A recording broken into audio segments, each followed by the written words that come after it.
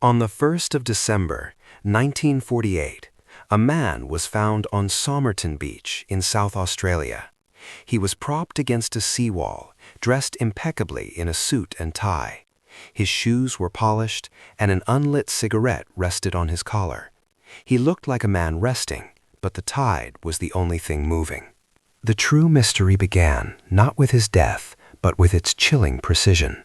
Every single label had been carefully snipped for his clothing. He was a ghost, deliberately erased. But investigators found one small clue: a secret pocket meticulously sewn into the man's trousers. Tucked inside was a tiny torn scrap of paper printed with 2 Persian words, Tamam Shud. It is finished. This wasn't a note, it was a signature, a message left with cold intent. The search began not for a killer, but for a book. The scrap was traced to a rare copy of the Rubaiyat of Omar Khayyam. Months later, that very book was found, discarded in the back of a car.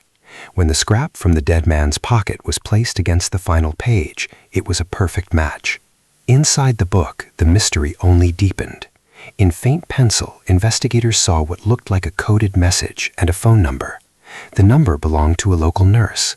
When questioned, she was evasive, denying she knew the man, yet she seemed deeply unsettled. The code remains unbroken to this day.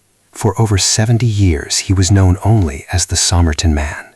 Then, in 2022, forensic genealogy finally gave him a name: Carl Webb, an electrical engineer.